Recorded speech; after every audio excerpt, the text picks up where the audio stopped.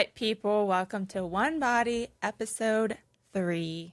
I'm Kruesi. I'm Eden. And today we're talking about the common cold. So sassy. So we'll be getting into what is a common cold, the different types of viruses that cause it, how it's different than a bacteria, and then ways to help you feel better.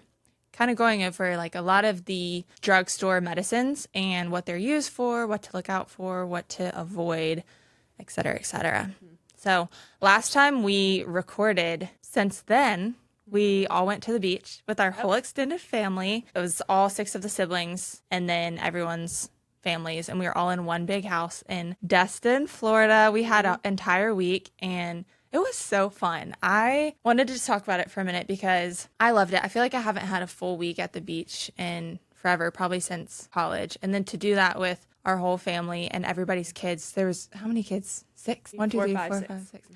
We missed Ava, our OG first niece, because she was at camp. What was your favorite part about it? We just haven't done a family beach trip in a very long time. And we don't even really do family trips. We usually do a few days around Christmas. And so having a whole week to be together, I feel like we were able to settle in and not try to rush all of the moments and conversations. And yeah, it was amazing. The place was really nice. We could walk to the beach, which was a game changer. Yeah, our house was bomb. Our mom and dad, but mostly our mom got it, found it, booked it, paid for it. Such an amazing gift because it was huge. It was like 10 bedrooms. Yeah, everyone had their own room and bathroom. Bedroom was like a master room because you had a pretty sweet bathroom, shower.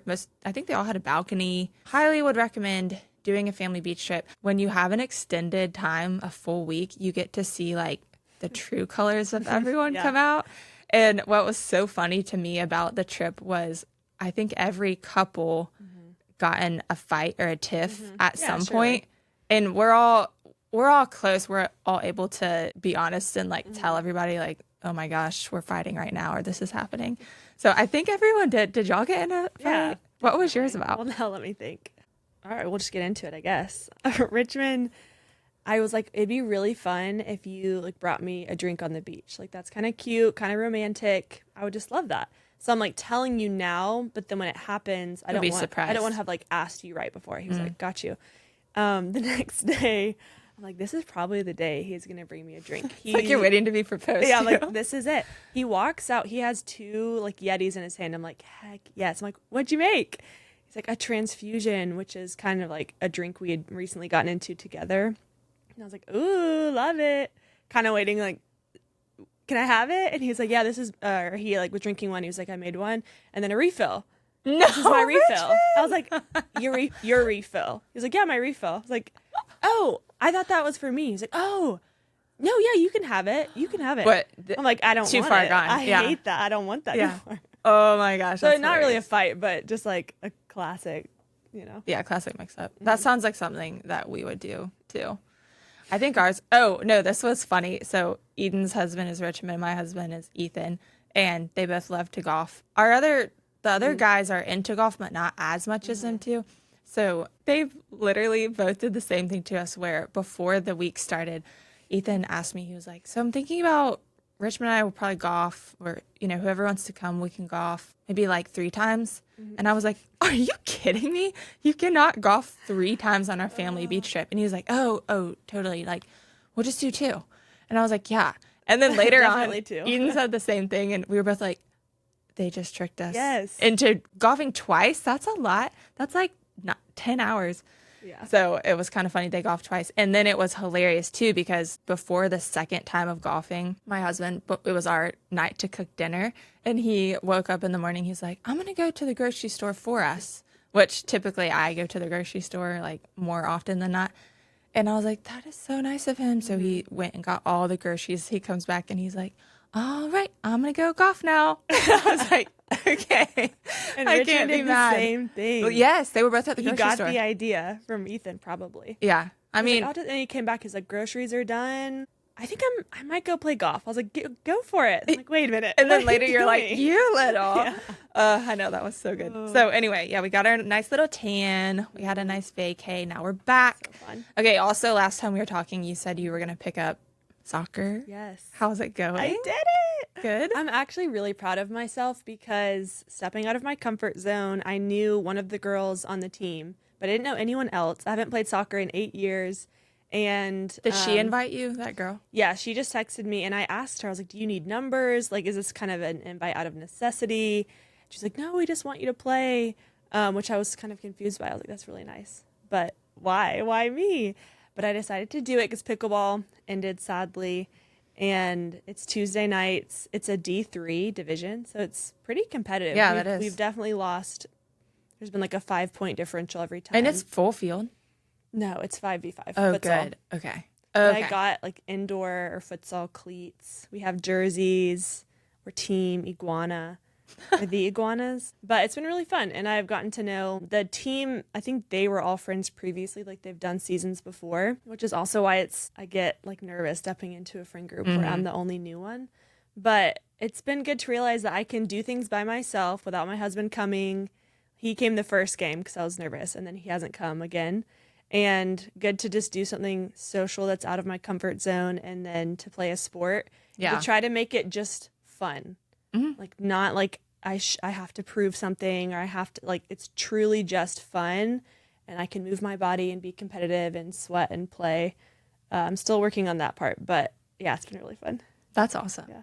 I would love to play, but I definitely do not have the stamina right now. No, soccer is it's its bad. own beast. It's It's like you bad. can only be in shape for soccer by playing soccer. So Yeah. What position are you playing? There's not even really positions, just not keeper. I'm not doing that. We're both scarred because when we were little, when we were probably in elementary school, Yes. our dad was our coach for different soccer leagues, and he would always be trying to, healthfully encourage us to get out of our comfort zone. He'd be like, you can play keeper. I have this memory of being scored on 11 times. I'm not exaggerating in any way. 11 times in a row, probably within the 11 minutes I was keeper, and tears streaming down my face, crying. I'm like, Dad, get me out. And he's like, you're doing great. Character building. Were you trying, or were you just like, I'm done? I think I tried standing? for the first 6, and Yeah, then I that's was fair. just pissed. And he was like, you can come out when you start trying again. Yeah, similar memories for sure. Yeah, love him. Okay, we're talking about colds. What's the last time that you had a cold and you were sick? Honestly, not in a very long time.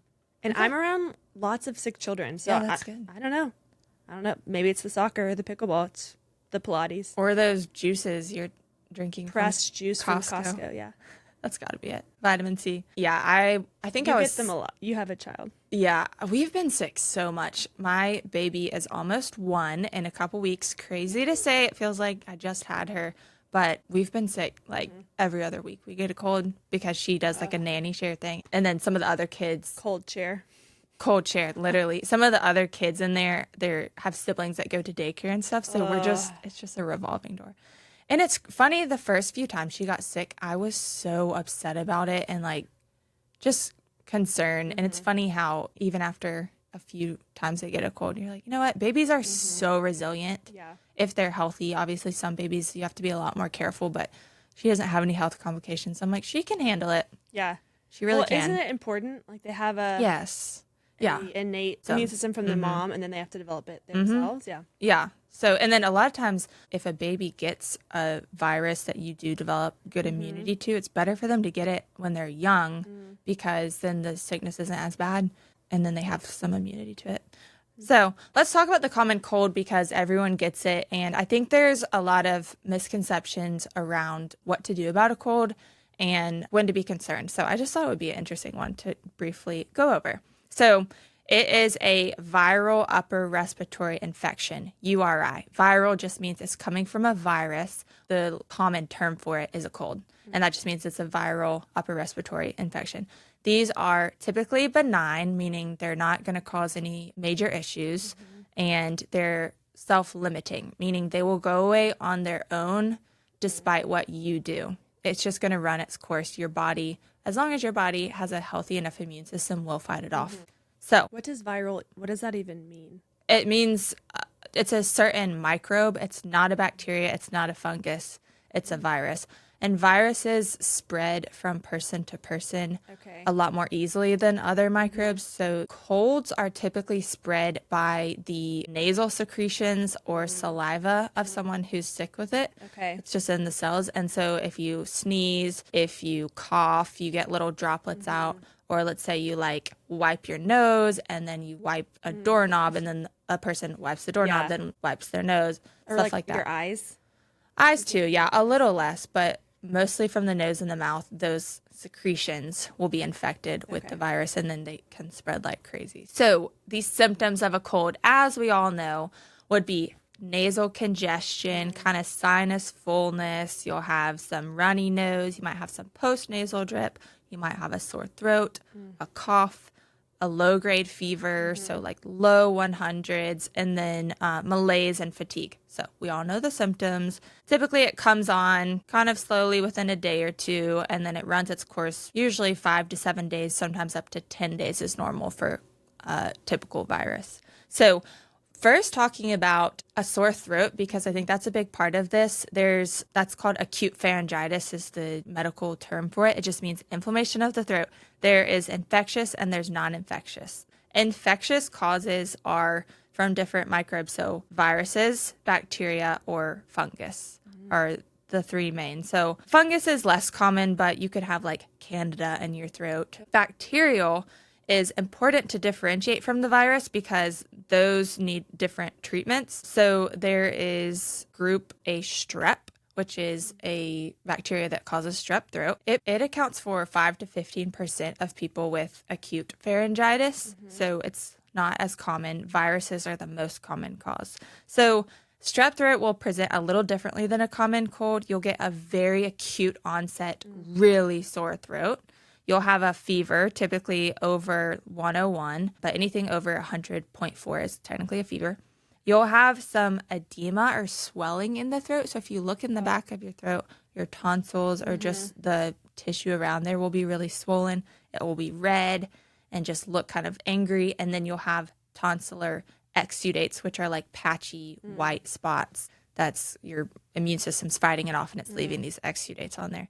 And then you'll have around your neck and your face, you'll have lymphadenopathy. So the lymph nodes are very swollen and kind of tender. You do have to treat strep with antibiotics because the complications, you could get a ear infection of the middle ear called acute otitis medius. You could get an abscess called a peritonsillar abscess, which is an emergency. And then bacteremia is when it gets into the blood. Okay. So those are complications of the strep. Another thing to rule out when you do have a acute sore throat would be Epstein-Barr virus, which causes mononucleosis, which is mono. This is going to be most common in young adults, like teenagers. It'll be a slower onset and it will be longer lasting. So it kind of just starts to gradually build. You get this sore throat, and then it can take weeks and months to get over. So this one, you'll have a fever. You'll be really, really tired and lethargic. You'll have very tender lymphadenopathy, so worse than the strep. And then you'll have these really patchy tonsillar exudates. And then you can also get kind of these, it's called petechiae, little like areas where the capillaries are inflamed and or burst, and they get like little, it looks like a strawberry kind of on the roof of your mouth. Whoa. So you might notice that. And then your tonsils will be very swollen. You can also get your spleen can get enlarged, and it causes splenomegaly. And that is where a lot of the problems come in. So we'll talk about that one a little bit later. And then the other thing you do have to rule out with an acute sore throat would be anyone who's at risk for a sexually transmitted infection, an STI. Sometimes it could present as that. So those are just kind of side notes. We're not really talking about those things in detail today. What we're talking about is viruses. So this would be most commonly rhinovirus. It's like a common cold virus. And then non-COVID coronaviruses. There's a lot of different types of them. There's also adenovirus. There's influenza. These are common viral causes of colds. Influenza is the flu? Okay. So to diagnose a cold, typically it's just based on your symptoms. So you have cough, fatigue, low-grade fever, congestion. Conjunctivitis is when you have a kind of like itchy, drainy eyes. Pink eye technically is just an infection of the eye. With a virus, it will be both eyes. You won't have like nasty, goopy drainage, but they might be a little crusty, itchy, then maybe a cough. And you'll typically have sick contacts, which means you've been around other people who are sick, or you get other people sick, or you have a baby. So when you go to the doctor or you're trying to make sure that it's just a cold, you have to rule out other things like we talked about, strep. So there's this thing called the Centaur criteria, which some providers will use. It's just a scoring based on your symptoms if you're more or less likely to have strep. So it's based on 4 things: fever, which is over 100.4, exudates, which are the patchy things on the tonsils, tender lymphadenopathy, so when your lymph nodes are really swollen around the neck, and then no cough. So that's an interesting thing to remember. With strep, you typically do not have a cough. So if you do have a cough, it's probably more likely a virus.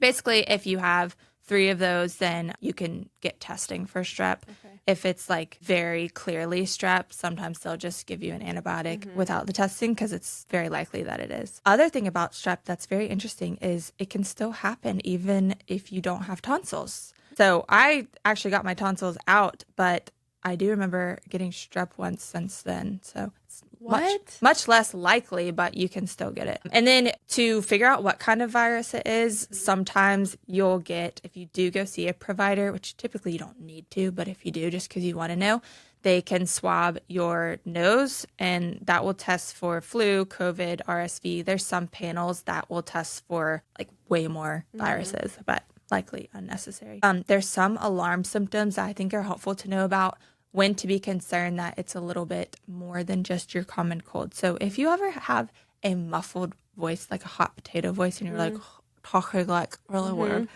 that is not good. That probably means you have a cul-de-sac resonance. Cul-de-sac resonance? I don't get it. There's a few different types of resonance, and it's just like a muffled. Yeah. It almost sounds like you're talking underwater. Quietly. Yeah. That probably means you have like an abscess or horrible swelling. If you're drooling, that's weird. Should not be drooling from a cold. If you have stridor, which is when you breathe and it's like, yeah, that means you're not breathing too well. If you have respiratory distress, if you're short of breath, that's not normal for a cold. And then if you have like one-sided soreness or swelling, that's not good. That could be an abscess. And then if your neck is stiff, that's also not common. You might be like when you have the flu, you get a lot of muscle stiffness and tightness, but it shouldn't be to where like you can't turn your head at all or it's really painful. That could mean there's infection like deeper into the brain or spinal cord. Okay, let's get into the treatment of a cold because this is what we all want to know. The main thing is to realize this is self-limiting. Your body, if your immune system works, will fight it off. There's nothing that you're going to do that's necessarily going to get rid of it, but you can do things to, 1, feel better and treat the symptoms, and 2, support your body and your immune system to give it everything it can to maybe feel better a day or 2 earlier than you would if you weren't. So the first thing is oral pain medicines. So this would be NSAIDs, non-steroidal anti-inflammatory drugs. So this is ibuprofen, Advil, Motrin, Aleve. Those are the main ones. So these fight pain anywhere in the body. So they would help with a sore throat, headache, body aches. Always read the bottle to figure out the dosing, but typically you take 1, 2, 3, you can take up to 4 pills at once. The max that you want to be taking in a day is 3,200 milligrams in 24 hours. So always be looking to make sure you're not doing overdosing on ibuprofen. I thought you were going to say 32 pills. I was like, wait. At once. Take 32 no, please do not. tablets Please do not. in a day. Please never. Okay, you can't take ibuprofen when you're pregnant. If you have really bad kidney disease, you can't take it. Some people with asthma, it can trigger asthma, so talk to your doctor. And if you've ever had like ulcers in your stomach or bleeding issues, you also shouldn't take it. The other one sometimes used for pain is acetaminophen, which is Tylenol.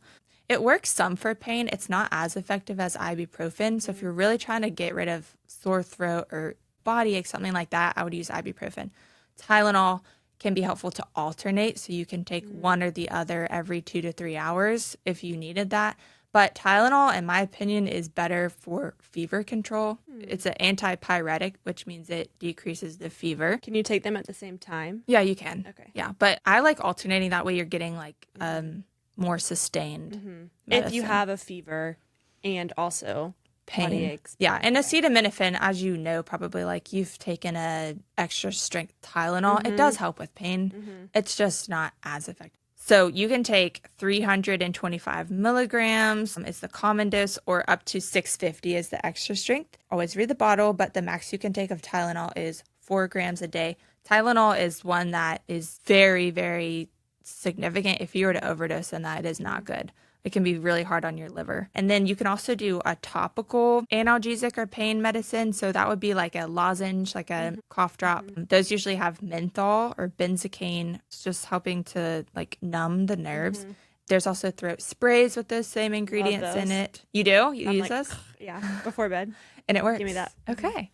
Cold substances like a popsicle or like ice drinks are helpful. And then also hot drinks like tea can be helpful to soothe the throat, and honey can soothe the throat as well if it's very inflamed. So you can try all of those. Nasal decongestants. These are things that are going to decongest or get rid of all the gunk up in your nose and your sinuses. A common one is oxymetazoline, which is Afrin. So you've probably heard of that. That will really open up the sinuses. Most people would recommend only doing it for 3 days, and hopefully that's all you would need for a common virus. Another one is fluticasone. A common brand name is Flonase. This is a nasal spray that's a steroid. It will also just open everything up. It's calming down the inflammation. You can do a saline nasal spray, which I really like because you can use it a lot more frequently. There's really no side effects. And that's just kind of helping to like rinse and help you get out some of the gunk. Like salt? Yeah. Saline? Yeah, salt water. And then a nasal lavage is... I've never done one. I have friends you? that do it. Like, Have you done often? it? No. Yeah, I kind of want to do it. It almost feels like cleansing. Like yeah. Everyone should do it. But yeah, that's the one where you're like squirting water and it's going through your sinuses and coming out. So it's like actually clearing out everything. And then pseudoephedrine is Sudafed. This is a pill that gives you sinus congestion relief. This is different than oral phenylephrine, which is Sudafed PE. So it's very confusing because Sudafed PE or oral phenylephrine has just been deemed ineffective for decongesting, and it comes with side effects. It can make you like really anxious. It can increase your heart rate. You can't sleep after you take it. So which it is like the last insomnia. thing you want when you have a cold. Like, Yes. You just want to sleep. Yeah. So, usually people would take it during the day, but it can cause you to feel sort of weird. So it's actually probably going to end up being taken off the shelves. But Sudafed PE, don't buy that. If you just buy regular Sudafed, the active ingredient is different and it's pseudoephedrine. Okay, So I've seen we that. will write all of these out so you don't have to try to remember that. But that's effective. It's a pill. You can take it only for 10 days. And then antihistamines, so this would be first generation would be ones that make you drowsy, so that's like Benadryl. And then second generation are non-drowsy, so that's like cetirizine, which a brand name is Zyrtec, or there's a million brand names, Claritin, Allegra, Zysol. All of those, they also help clear you up, so they'll decrease some of the like runny nose, itchy eye, stuff like What that. about Mucinex? Okay, getting there. So antitussives is the next group of medicine. This means cough help. So the first one that I actually really like, but for some people it's not as effective, it kind of just depends on the person, is dextromethorphan, which the a common brand name is Delsum. This is suppressing the cough. So it kind of stops that annoying nagging like spastic cough. It can be helpful for that. And then benzonatate, a brand name is Tessalon. This has to be a prescription, but it's commonly prescribed for cough. Again, it's ineffective for a lot of people, but that could help. And kids cannot take that. That's only for adults. And then guaifenesin is Mucinex. So this is an expectorant, which means it helps to thin out your mucus so you can actually cough it up. I love Get it out. Mucinex. Yes, because it's like that's what the whole reason you're coughing. Coughing is a protective mechanism. It's getting the gunk and the mucus, the virus, out of your lungs.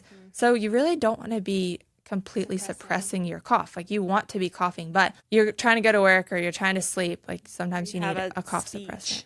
Yeah. Presentation, maybe. Sometimes you just need to suppress it. So those are your options there. There are a lot of combination meds, which I actually do not recommend buying combination meds. That would be like Dayquil, NyQuil just switches out the phenylephrine for antihistamine.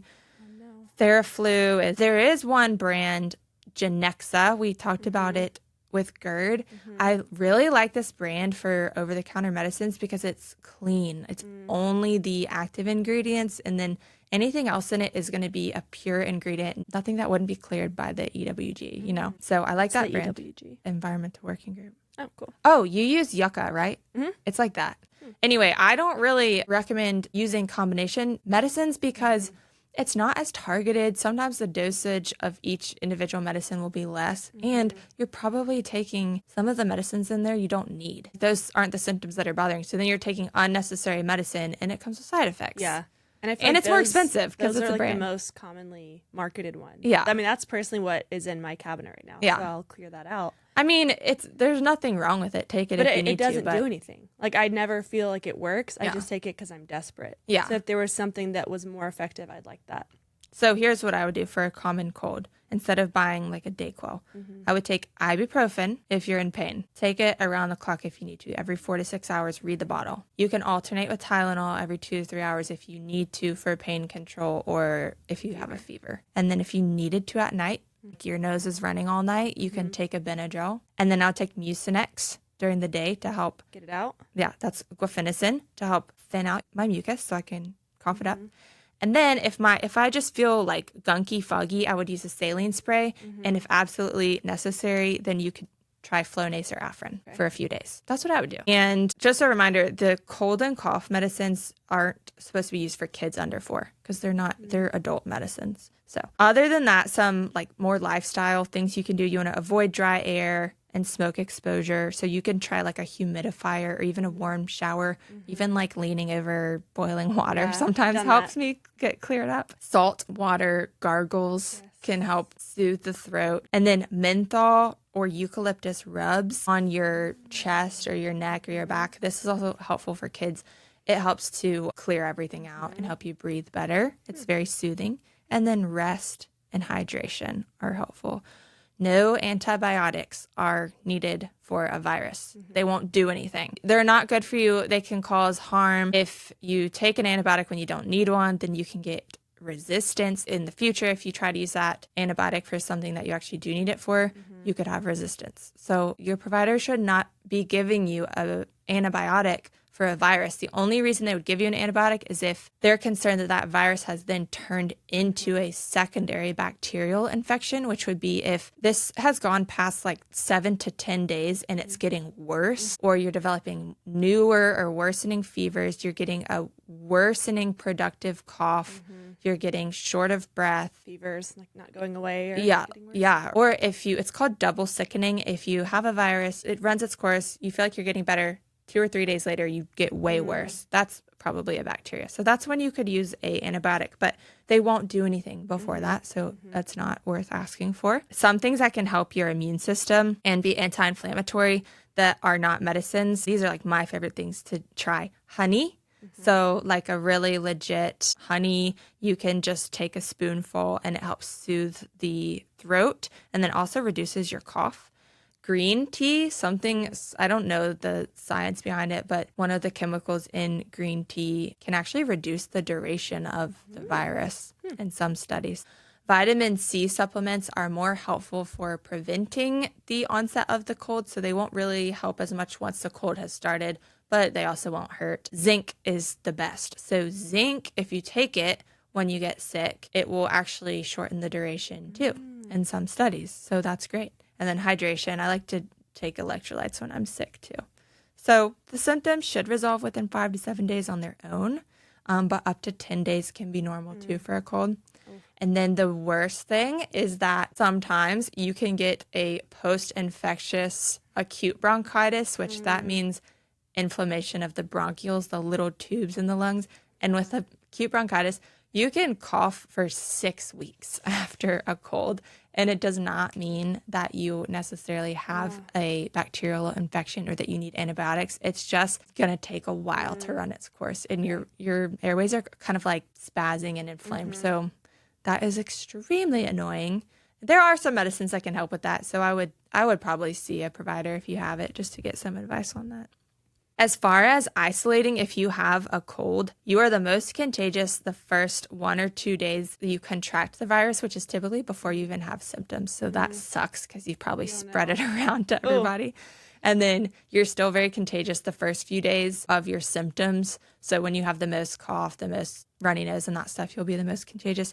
The CDC recommends that you can go back to your activities once your symptoms are improving and you've been afebrile without a fever for over 24 hours. But you could still definitely be spreading the sickness after that time. It's just less likely to spread easily. So the best thing you could do is hand wash or use hand sanitizer very regularly. And then obviously like don't cough or sneeze on people. Don't share drinks. So this was kind of interesting. I was looking up how many colds is normal. A healthy adult that doesn't have increased risk factors, which would be like having kids in daycare or working in the hospital or working with kids like you, will get 2 to 3 colds a year.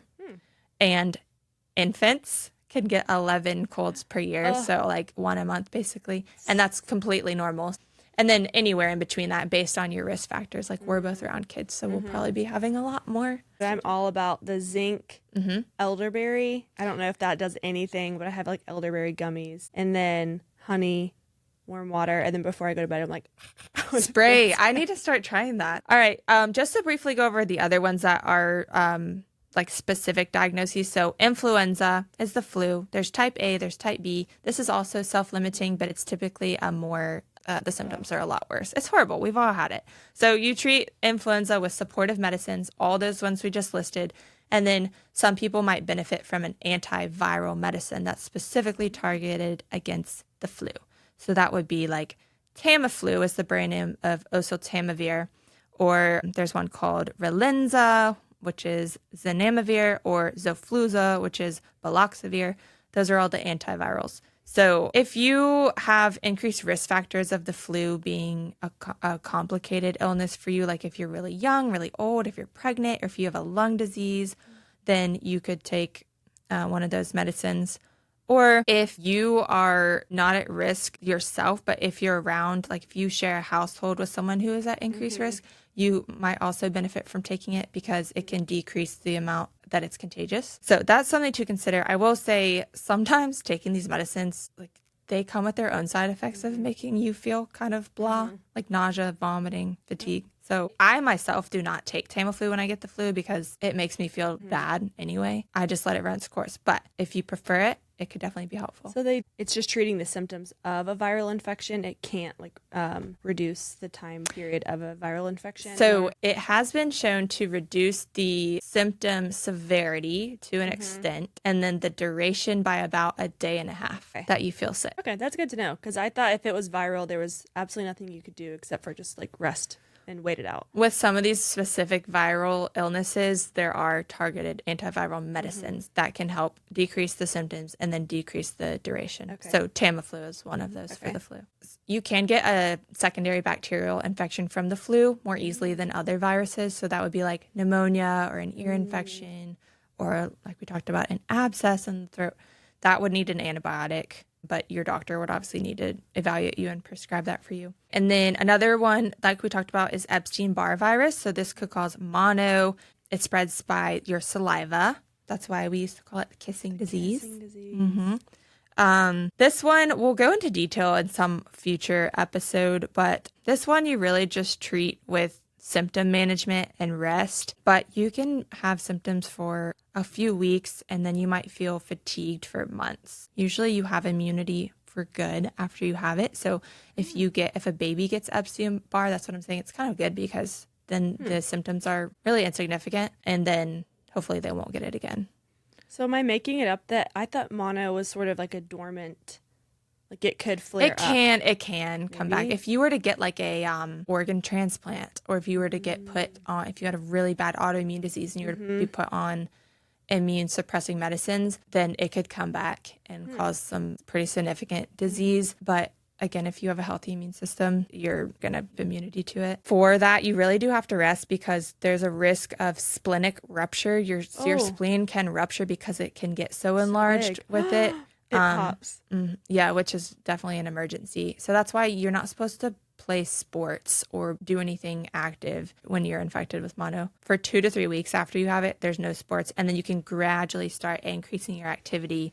No contact sports for 4 weeks. So that's a long time. If you're like a football player, you miss like half your season. And then COVID is obviously another common one. So this is a type of coronavirus. The treatment for that is going to be all the supportive medicines and then specific antivirals if your provider thinks you need it. So really that's if it's a severe version of COVID. So if you're having like respiratory distress or if your vital signs are changing and your heart rate's going up, your blood pressure's going down, your oxygen saturations are going down, then you would take an antiviral typically within like 5 days of the symptom onset. So that would be Paxlovid is a common one. You take it for 5 days. You want to stay home until your symptoms improve and you're not having a fever for a day, and then use precautions for 5 more days after that. So wear a mask, wash your hands, be outside, all that stuff. If you get strep throat, like we talked about, you do need an antibiotic. So that will reduce the symptom duration and the severity. It will prevent complications. And then it can also reduce the transmission or how contagious it is to other people. So the antibiotics for that would be typically, the most common is going to be amoxicillin, which is a type of penicillin. You take it for 2 to 3 days for 10 days total. And then there's some other ones. If you're allergic, you can be prescribed different antibiotics. And then typically your symptoms will resolve within 2 to 3 days after starting the antibiotics. So that's encouraging. And you can return to work after a full day of antibiotics and you're not having a fever. Okay. Yeah. So if you are starting to get a sore throat, if you're curious that it's strep, go ahead and go get a strep test anywhere. And again, that's really acute onset sore throat, no cough, you're having fevers. Okay. Yeah. Because then start the antibiotic and get it before it gets bad. Exactly. Okay. Exactly. Okay, so now we know how to fight a cold. The common cold, it's the worst thing when you wake up and you're like, no, I feel a tingle. And then it's like you take for granted every other day. So if you're listening to this and you don't have a sore throat, go ahead and just say thank you, Lord, because you're blessed today. Thank you, Lord. I'm blessed. You don't have the pain in your throat. Yeah. Yes, that's what we say. Ethan and I were always like, do you have a tingle in your throat? Like maybe it's a bad day at work, but my throat is not hurting. Yeah, I love that. Okay. But I do not have an upper respiratory virus. Virus. All right, we out. Bye.